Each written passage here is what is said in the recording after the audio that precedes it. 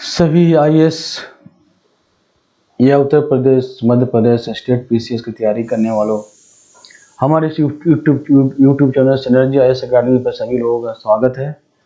आज इस वीडियो में हम Indian polity part 3 question answer के रूप में पढ़ेंगे।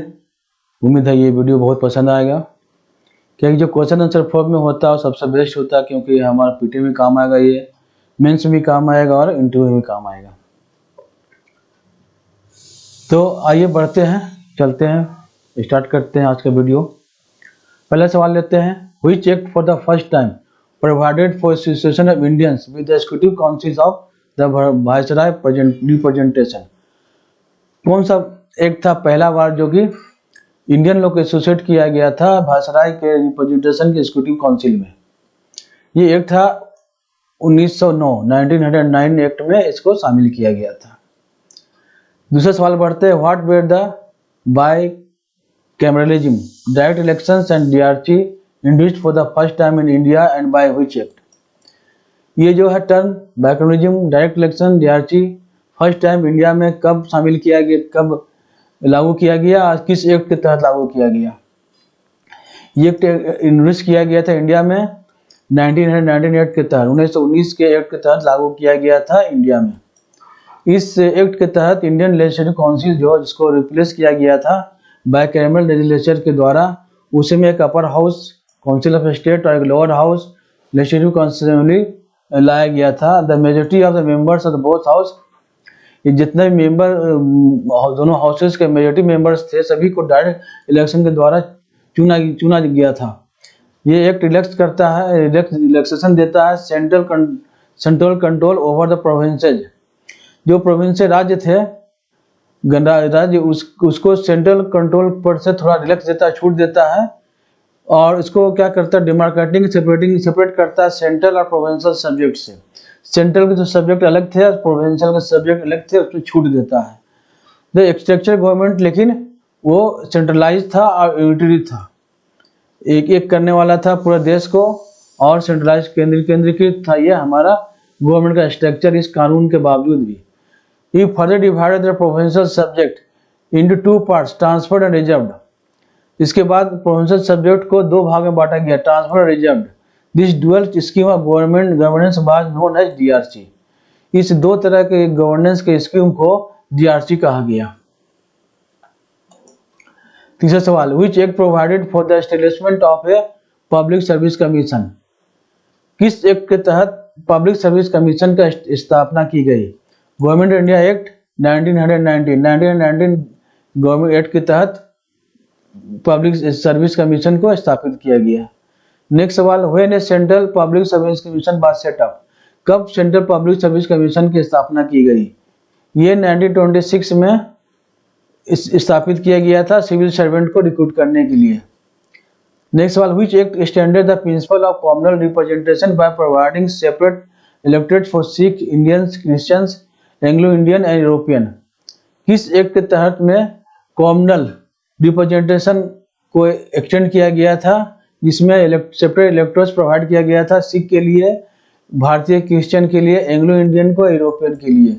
ये गवर्नमेंट इंडिया एक्ट था 1919 कानून के तहत में ये एक्सटेंड किया गया था। नेक्स्ट सवाल, which act popularly known as Montagu Chelmsford act? किस कानून को पॉपुलरली जाना जाता है, लोकप्रियता के हिसाब से मॉन्टेगो चेम्सफोर्ड एक्ट कहा जाता है? यह भी वही था 1919 government of India act. Under which act the institution of speaker and deputy speaker in India originated? किस एक्ट के तहत भारत में स्पीकर और डिप्टी स्पीकर को लाया गया? The institution of speaker and deputy speaker originated in India in 1921 under the provision of मॉन्टेगो Chelmsford act 1919। ये जो स्पीकर डिप्टी स्पीकर का संस्था को स्थापना 1921 में भारत में किया गया, ये भी मॉन्टेगो चेम्सफोर्ड एक्ट 1919 के तहत किया गया।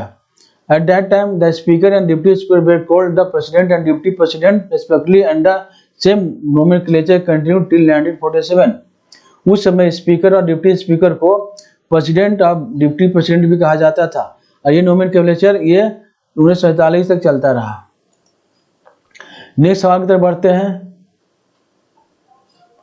Who were the first speaker and deputy speaker of the Central Legislative Assembly? Central legislative assembly का पहला स्पीकर डिप्टी स्पीकर कौन था? 1921 में फ्रेडरिक वाइट और सचिदानंद सिन्हा उसको गवर्नर जनरल के द्वारा इंडिया का पहला स्पीकर और दूसरा ये फ्रेडरिक वाइट को स्पीकर और सचिदानंद सिन्हा को डिप्टी स्पीकर बनाया गया सेंट्रल लेजिस्लेटिव असेंबली का। Next question, who was the first Indian elected as speaker of the central legislative assembly? पहला भारतीय कौन था जिसे स्पीकर बनाया गया सेंट्रल लेजिस्लेटिव असेंबली का? 1925 में विठल भाई जे पटेल को जो पहले भारतीय थे उसको पहला स्पीकर बनाया गया, चुना गया सेंट्रल लेजिस्लेटिव असेंबली के लिए। Next question, from which act change the nomenclature of president and deputy president of the central legislative assembly to the speaker and deputy speaker respectively? किस कानून के तहत प्रेसिडेंट और deputy president central legislative assembly जो कि speaker और deputy speaker में बदल दिया गया? किस एक्ट के तहत? ये था 1935 एक्ट के तहत में प्रेसिडेंट और डिप्टी प्रेसिडेंट के नोमेनक्लेचर को स्पीकर और डिप्टी स्पीकर के रूप में बदल दिया गया। Next question, which the act the origin of the second chamber, the Council of States, which is also known as Rajya Sabha, can be traced? कब किस कानून के तहत में दूसरा चैम्बर काउंसिल ऑफ स्टेट जिसे राज्यसभा के नाम से भी जाना जाता है टेस्ट किया जा सकता है? यह गवर्नमेंट ऑफ इंडिया एक्ट 1919 में। नेक्स्ट सवाल, who was the ex officer president of the then council of states? Council state का प्रेसिडेंट कौन था? एक्स प्रेसिडेंट या गवर्नर जनरल होता था। The government of India act 1919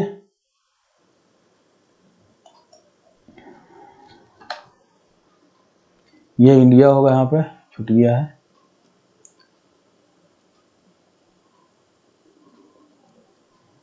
the government of India act 1919 led to the adoption of an important tradition into India. What was the new tradition?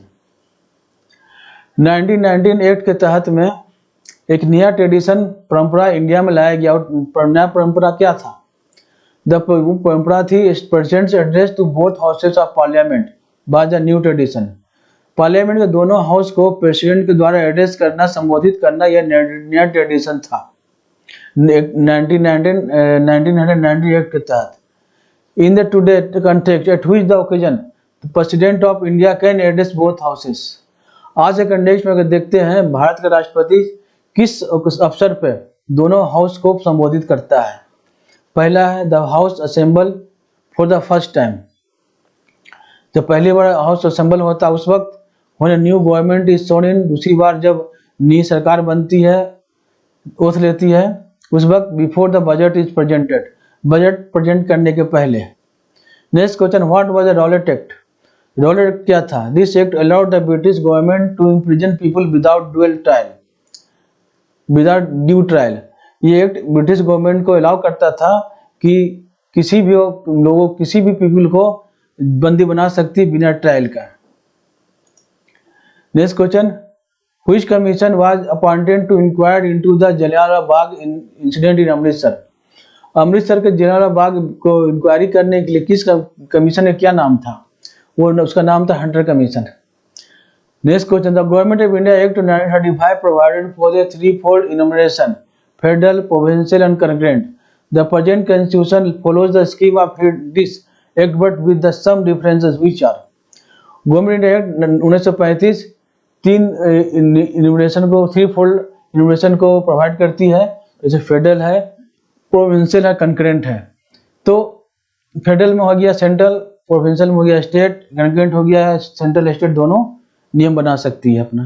Present constitution में इस scheme को act किया गया लेकिन कुछ difference के साथ, जैसे in the government act 1935 the exclusive powers were given to the government general of India who is based with the centre. उस वक्त दिया गया था जो बची हुई शक्तियां थी वो governor general, India governor general को दिया गया था जो सेंटर के पर लागू होती थी।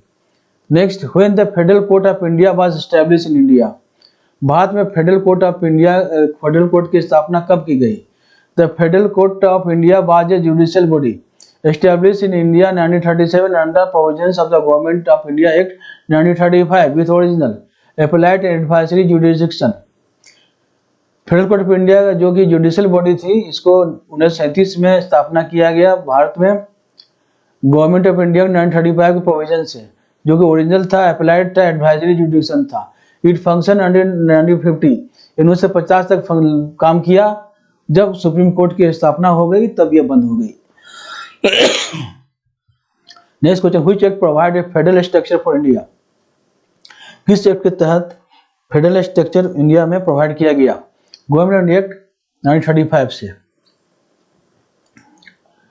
नेक्स्ट सवाल, in the interim government 1946 of India, which members were the members of the Viceroy's Executive Council? 1946 में अंतरिम सरकार बनी थी, उसके मेंबर जो होते थे वायसराय एग्जीक्यूटिव के मेंबर कौन कौन थे? Which members were members of the Executive Council? किस सदस्यों जो सदस्य थे वो कौन कौन सदस्य जो वायसराय एग्जीक्यूटिव काउंसिल के मेंबर थे? The Viceroy of Executive Council became the executive branch of the interim government. Viceroy का एग्जीक्यूटिव काउंसिल जो था वो एग्जीक्यूटिव ब्रांच हो गया इंटरिम गवर्नमेंट का। Was headed by Viceroy of India.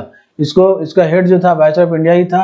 It was transformed into council minister with the powers of a prime minister bestowed on the vice president of the council, a position held by the Jawaharlal Nehru.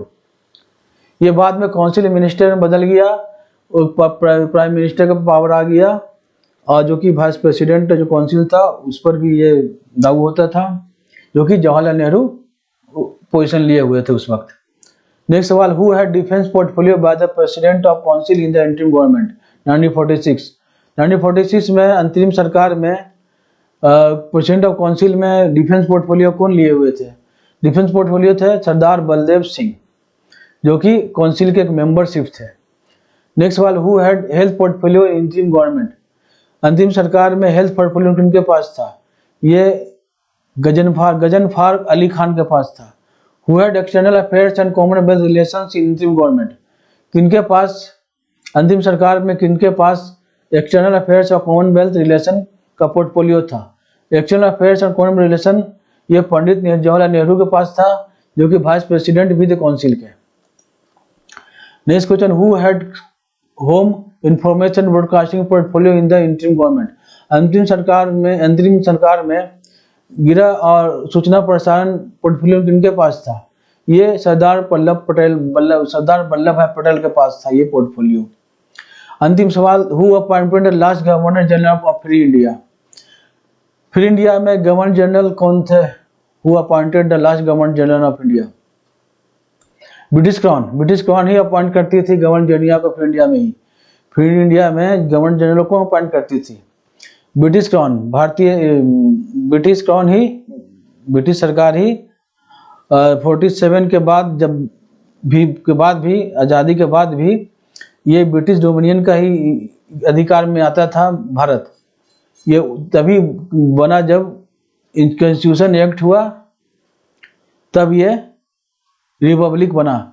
Till this point British government played an important role in managing Indian affairs.